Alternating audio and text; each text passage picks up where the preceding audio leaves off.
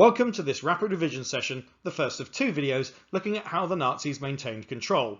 In this case, we're going to be concentrating on terror and the police state. Now, the subject matter here means that it's very difficult or near impossible for me to promote these videos and to monetize them. You can, however, thank me for my efforts by liking this video and subscribing to the channel, all of which will help get the message out there, or you can share it directly. Anyway, on to the content. Control of Nazi Germany. How did the Nazis maintain control? One method was through terror. This meant control through fear. Where people were not willing to follow or believe Nazi orders, they must be terrified into inaction. The man in charge of this form of control was Heinrich Himmler. And on the other side, we have propaganda. As many people as possible must be convinced, indoctrinated and fooled into supporting Nazi ideas. The minister in charge of this was Joseph Goebbels. But for this video, we're going to be concentrating on terror. As with most Nazi organisations, the structure of the police state was hierarchical. At the top was the SS. This was the Schutzstaffel, which literally translates as Protection Squad, led by Heinrich Himmler. This was originally formed as Hitler's personal bodyguard in distinctive black uniforms. The organisation expanded, though, to control all of Germany's police and security forces by 1936. It would coordinate and carry out the majority of the Nazis' crimes. One branch of this was the SD, or Sicherheitsdienst. This is the security service. This was led by Reinhard Heydrich. This involved the use of uniformed spies who investigated critics of the Nazis and later participated in mass murders in occupied territories. On the other hand, there was another branch, the Gestapo. This was the Geheimstaatspolizei, or secret state police. Again, this was led by Reinhard Heydrich. These were plainclothes investigators. They relied on informants in the population to denounce people, in other words, report them to the authorities. They would prosecute anyone who criticised the Nazis. Their deliberately mysterious methods made them very feared. We'll start with a closer look at the SS. Himmler built the SS up from a small bodyguard to the most powerful organisation in Hitler's totalitarian regime. Its black uniforms were designed to impress, intimidate and differentiate them from the SA's brown shirts. The SS were totally loyal to Hitler. It was the SS that informed Hitler about Rome, leading to the Night of the Long Knives in 1934. Himmler expanded the SS to include 240,000 men. He was fanatical about selecting men of so-called pure Aryan blood as part of Nazi racist ideals. They were expected to set an example, remain loyal to Hitler, marry an Aryan woman and have a large family. This address by Hitler to the Committee for Police Law was made in 1936, and it gives some indication of what he wanted. It does not matter in the least if our actions are against some clause in the law. In my work for the Führer and the nation, I do what my conscience and common sense tells me is right. It's clear that Himmler wanted the SS to operate outside of the regular law. Next, we'll have a look at the SD. The Sicherheitsdienst, or security service, was founded in 1931 as a branch of the SS. Its task was to monitor opponents of the Nazis as an intelligence service. It was led by the fanatical Reinhard Heydrich, who both Hitler and Himmler considered to be a model of Aryan so-called superiority. It kept a central record at the Nazi Party HQ in Munich, not a government department, of every opponent of the Nazis that they had detected, both those who were confirmed and those who were merely suspected. Heydrich also headed the Gestapo. The Gestapo were the non-uniformed agents of the secret state police. This is where the word comes from, Geheime Staatspolizei. The identity of agents was a guarded secret, maximising fear of their activities. German citizens could never be sure that the Gestapo weren't listening in public, on the telephone, or reading mail. In reality, there were relatively few active agents, but the fear that they might always be there amplified their effectiveness. Fear was indeed the main weapon of the Gestapo. Their other weapon was the voluntary cooperation of ordinary citizens. People could also never be sure that neighbours wouldn't denounce them to the Gestapo. People would disappear into Gestapo offices, arrested at dawn. In 1939 alone, there were over 160,000 Gestapo arrests. Sometimes people would never be heard from again. Sometimes they would reappear, traumatised by torture, with stories of concentration camps and Nazi brutality. It benefited the Gestapo to release some prisoners after torture. It served to spread fear of their activities. These instructions were issued to the Gestapo by Heydrich's second-in-command, Werner Best. Any attempt to uphold different ideas to the Nazis will be ruthlessly dealt with, as with the symptoms of an illness which threatens the healthy unity of the state. To discover the enemies of the state, watch them, and render them harmless is the duty of the political police. This gives us an idea of their aims.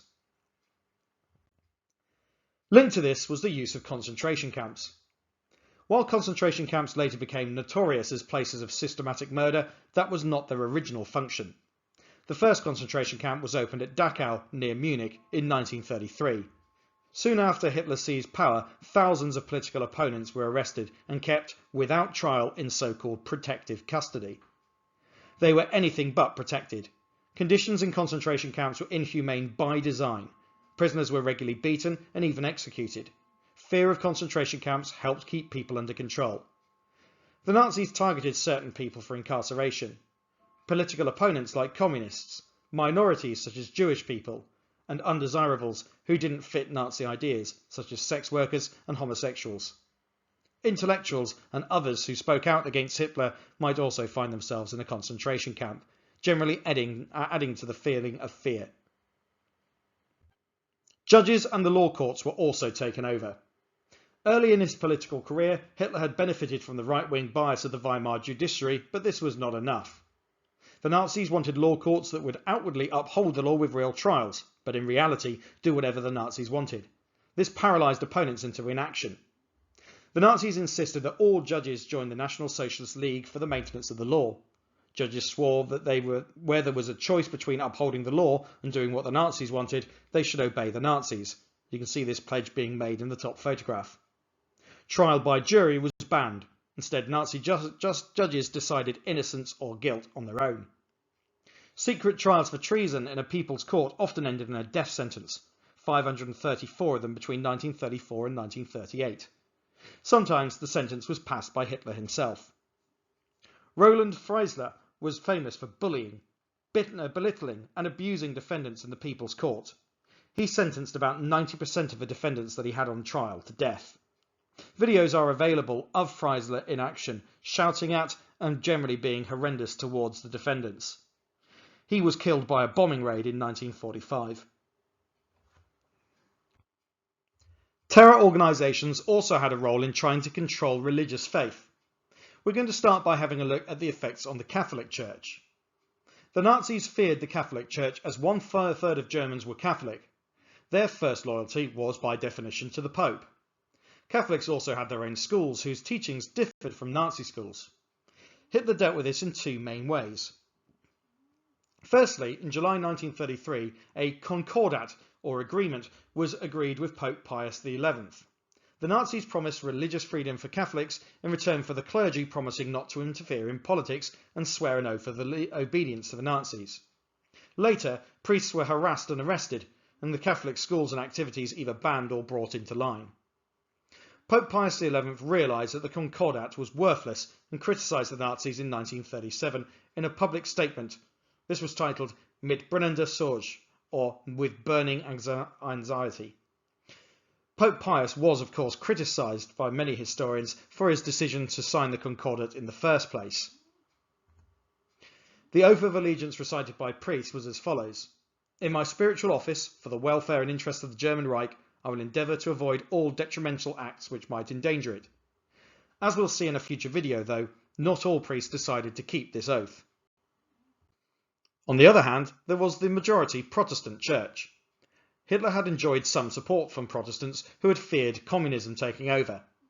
Some Protestants joined together into the Reich Church in 1936, with Hitler appointing Ludwig Müller as Reich Bishop. The Reich Church made changes to services. It allowed the display of the swastika in churches. It allowed pastors to preach Nazi ideas. It excluded preaching of the Old Testament. It was considered to them a Jewish text. But not all Protestants agreed. The Pastors' Emergency League was founded to oppose Nazi ideas. Its most famous member was Martin Niemöller, who preached against the Nazis until he was eventually arrested. We'll learn more about him in a future video. The Nazis never succeeded in totally controlling people's faith, but they controlled what they could. Before we recap our final points, we'll consider this interpretation by historian Lawrence Rees. This was from his book The Nazis, A Warning from History, which was published in 2005. Like all modern policing systems, the Gestapo was only as good or bad as the cooperation it received. Only 10% of political crimes committed were actually discovered by the Gestapo. Around 80% were discovered by ordinary citizens who turned the information over. Most of this unpaid cooperation came from people who were not members of the Nazi Party, they were ordinary citizens. Himmler's SS controlled Germany through terror. The SS started as Hitler's bodyguard but grew into a vast terror organisation. The SD acted as a uniformed intelligence service, and the Gestapo used fear and torture on opponents, relying on public informants. Concentration camps were used to intimidate, incarcerate and exterminate opponents.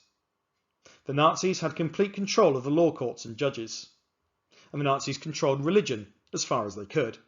They sought cooperation with religious leaders and used force against those that wouldn't cooperate. Bearing this in mind, why did so many people inform on their neighbours to the Gestapo? Was it out of fear, or was it because they were convinced of Nazi ideas? The role in that is very much down to propaganda, the subject of the next video. A reminder of how helpful it is if you subscribe to the channel and like these videos, especially seeing as it's basically impossible for me to promote and monetize these videos. So any help that you can give me would be hugely appreciated, especially as I'm doing this extra work in addition to my regular job as a teacher. But for now, that's the end of this rapid revision video. I hope it's been useful, and thanks very much. In the meantime, goodbye.